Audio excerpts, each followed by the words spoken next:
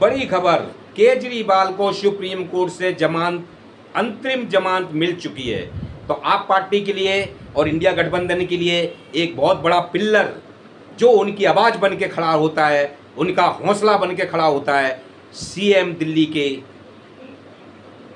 बाहर आ सकते हैं। लेकिन थोड़ी रुकावट है अभी सीबीआई की, इसको हम बाद में बताते हैं क्यों रुकावट आई है, क्योंकि उलझाना तो है ही है।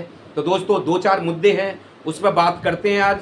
जैसे कि ट्रायल कोर्ट की भी बात करेंगे, हाई कोर्ट की भी बात करेंगे, हाथरस की भी बात करेंगे, और कुछ राहुल गांधी को भी मेंशन करेंगे। और केजरीवाल का तो है ही बड़ा तगड़ा मुद्दा है आज का, जो कि इस विषय में बात करेंगे। तो देखते रहिए, बने रहिए चैनल पे। वीडियो अच्छी लगती है तो शेयर और सब्सक्राइब जरूर करिए, कमेंट बॉक्स में राय जरूर लिखिए। तो चलते हैं केजरीवाल जी के ऊपर। आज सुप्रीम कोर्ट से केजरीवाल जी को अंतिम जमानत मिल चुकी है। तो दोस्तों, हमने पिछले वीडियो में भी ये कई वीडियो में डाल चुके हैं कि ईडी के पास ऐसे कोई सबूत नहीं है, सबूत होते तो आज तक कोर्ट में पेश करते। ये तो एक जबरदस्ती का अंदर रखने वाली बात है। तो आज का दिन आप पार्टी के लिए, इंडिया गठबंधन के लिए जश्न का दिन है, और बीजेपी और मोदी सरकार के लिए थोड़ा सदमे का दिन है, क्योंकि जो वो चाहते थे वो नहीं हुआ और उन्हें जमानत मिल चुकी है।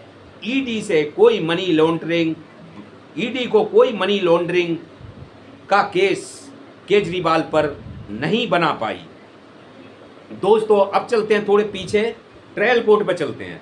जैसे ट्रायल कोर्ट ने केजरीवाल को ईडी के और आप पार्टी के एविडेंस और जवाब सवाब सब कुछ देखते हुए केजरीवाल को जमानत दी थी न्याय बिंदु की पीठ ने, जो कि ईडी को राज नहीं आई, सरकार को राज नहीं आई, और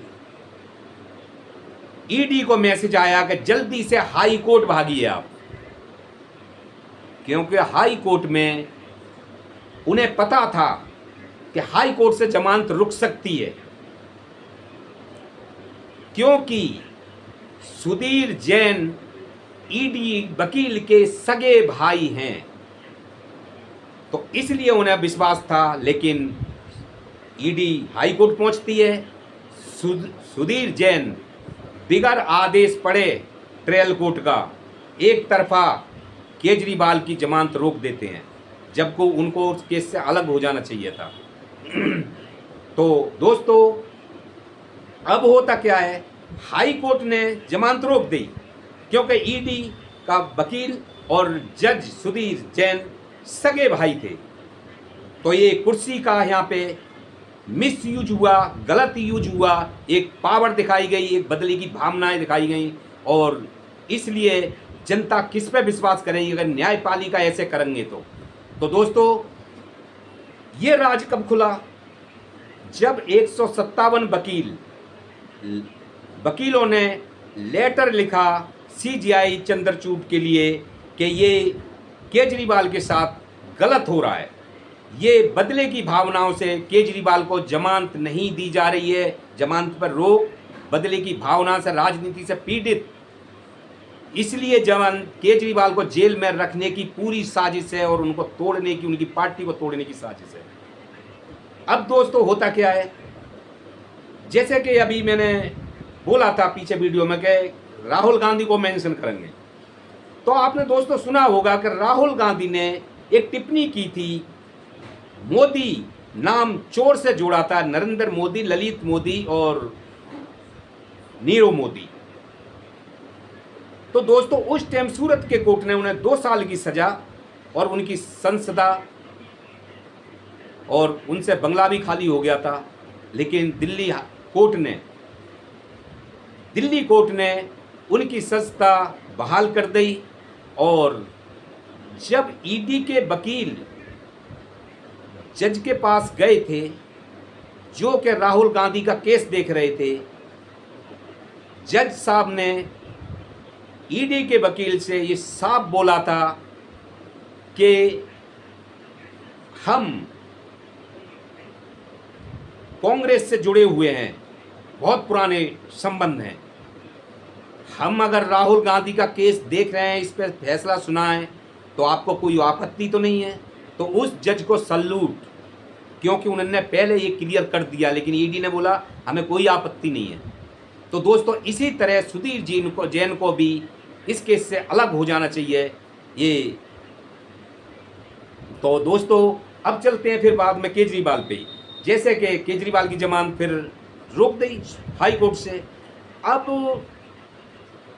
केंद्र सरकार ने, ईडी ने और सीबीआई ने ये सोचा कि ईडी का केस कमजोर पड़ गया है, अब केजरी को जमानत मिल सकती है। सुप्रीम कोर्ट में एंट्री करने वाले हैं केजरी जी।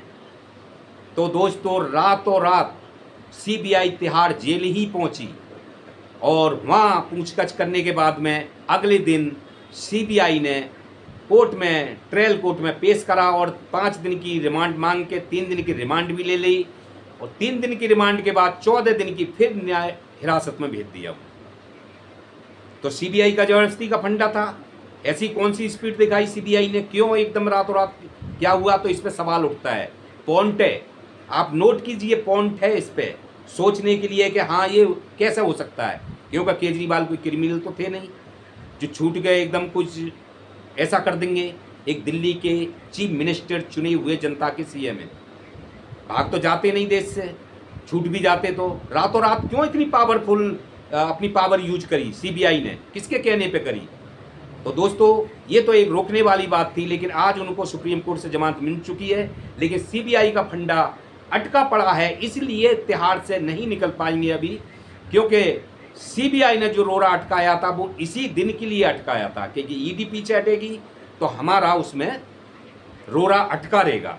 लेकिन एंड जो हमने पीछे वीडियो में बोला था कि ना तो सीबीआई के पास कुछ है और ना ईडी के पास कुछ है, सीबीआई भी इसी तरह मुंह छुपा के केजरीवाल से भागेगी। दोस्तों ये बहुत बड़ा झटका बीजेपी को और मोदी सरकार के लिए कि केजरीवाल की ईडी, उनकी एजेंसियों के पास ऐसा कुछ नहीं निकला। इतने दिन जेल में रखने का कारण बेमतलब की गिरफ्तारी थी, अवैध जेल हुई, उनका काम का ईडी जवाब देगी या केंद्र सरकार जवाब देगी? जो काम का लॉस हुआ है, जो जनता के बीच में रिपुटेशन खराब हुई है, कौन जवाब देगा? अब सीबीआई का रो रहा है। तो दोस्तों देखते हैं आगे फिर 27 जुलाई को 17 जुलाई को पेशी है, उसमें क्या होता है। अब दोस्तों चलते हैं थोड़ा हाथरस की तरफ। जैसे कि हाथरस में ये छोटा कांड नहीं है, बहुत बड़ा कांड है। जितनी के 120 लाश गिर गई बेवजह की, उनके घर में उन्होंने सोचा भी नहीं था, दुख नहीं, बीमारी नहीं, अच्छे खासे सत्संग गए और वो घर ही वापस नहीं आएंगे। सोचने वाली बात है, उनके घर में झांक के देखो, आपको यहाँ से दर्द होगा। तो दोस्तों जैसे कि मेरा सवाल ये है, मैं इस भोलेनाथ से अपने YouTube मंच पे 4 सवाल करना चाहता हूं। अगर ये मैं इनको इनवाइटेड करता हूं कि मेरी मंच पे आके आप मुझसे बात करें, मैं आपसे कुछ सवाल करूंगा, उसका आप सिर्फ आंसर देना। दोस्तों जब सत्संग चल रही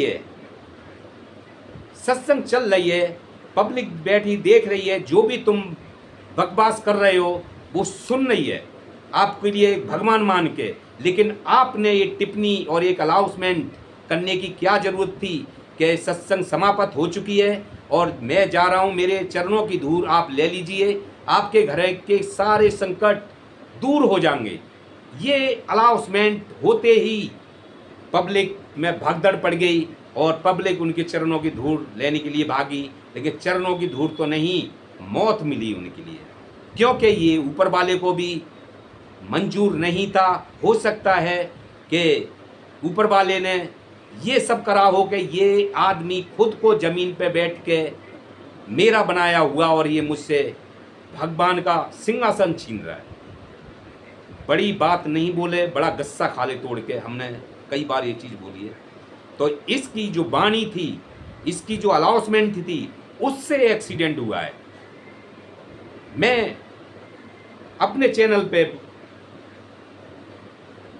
न्योता देता हूं, मैं उनसे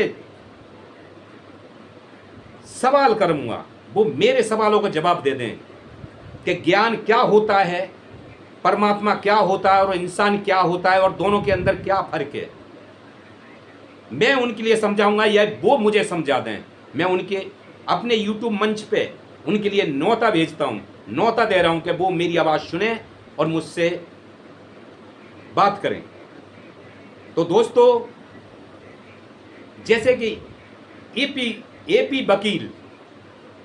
एपी सिंह वकील जो भोले के वकील हैं, उनका कहना है कि सत्संग करना, धार्मिक सत्संग करना क्या मनाही है? मनाही नहीं है। धार्मिक सत्संग करना मनाही नहीं है, लेकिन जो गलत अपने आप को मनवा रहे हो जनता पे, अपने नौकर चाकरों पे, अब पैसा दे के तुम्हारा जो सिस्टम फैला हुआ है वो गलत है कि लोगों को गलत शिक्षा दे रहे हो, उनके दिमाग में गलत आप चीजें डाल रहे हो। जो सत्य है, सत्संग का मतलब क्या होता है? सत्य, जहां सत्य परोसा जाता है, सत्य बांटा जाता है, जहां से लोगों का जीवन, घर में परिवर्तन आता है, वो सत्संग होता है, जिसमें सत्य बोलना, सत्य बांटना और सच सुनना, सच सुनाना, जिससे सुन के लोगों के अंदर की एक भावनाएं जो क्रोधित होती हैं वो ठंडी होती हैं और शीतलता होकर वहां से वापस आता है बंदा।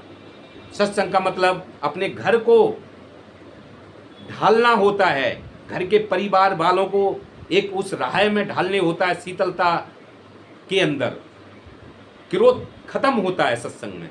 तो दोस्तों, गलत अखबा तो ये सत्संग नहीं हुआ, ये तो अपने लिए करता था, ये तो अपने लिए करता था, क्योंकि अपने आप को भगवान बना रहा था, अपने आप को एक कृष्ण बना रहा था कि मेरी उंगली पे कृष्ण जी का चक्कर नाचता है। तो ऐसे पाखंड बाबा को मैं कहता हूं कि इसको सजा होनी चाहिए योगी सरकार से, जो गलत बांट रहा है सत्संग के अंदर, तो उसको सजा होनी चाहिए। और मेरा चैलेंज है उसके लिए कि बाबा मुझसे बात करे, मैं सत्य दिखाता हूं उसके लिए, सत्य होता क्या है और सत्संग क्या होता है, सत्संग में क्या बांटा जाता है और क्या परोसते हैं। तो ऐसे ढोंगी बाबा को सजा होनी चाहिए, जो कि कोई और ढोंग ना फैलाए। ये इसके पीछे मैं एक बात और कहूँगा कि हो सकता है ये सत्संग की आड़ में गलत लड़कियों का धंधा भी कर सकता है। जो इतने आश्रम हैं, जो आश्रम हमने देखा है कि वहाँ ये 3-3 4 साल नहीं जाता, लेकिन वहाँ सिक्योरिटी मजबूत है, कभी कभी जाता है। क्या उसकी आड़ में ये लड़कियों का कोई बिजनेस तो नहीं करता, या बड़े बड़े पावरफुल नेताओं या उद्योगपतियों को ये कहीं धंधा तो नहीं करवाता? दोस्तों, इसकी योगी सरकार से हमारी विनती है कि इसकी बारीकी से छान होनी चाहिए। और आपका तो बुलडोजर स्ट्रोंग है, स्ट्रोंग है, इसको बख्शा नहीं जाना चाहिए। तो नमस्कार दोस्तों, आप देख रहे हैं प्रेम फैमिली चैनल। वीडियो अच्छी लगती है तो शेयर और सब्सक्राइब जरूर करें। नमस्कार।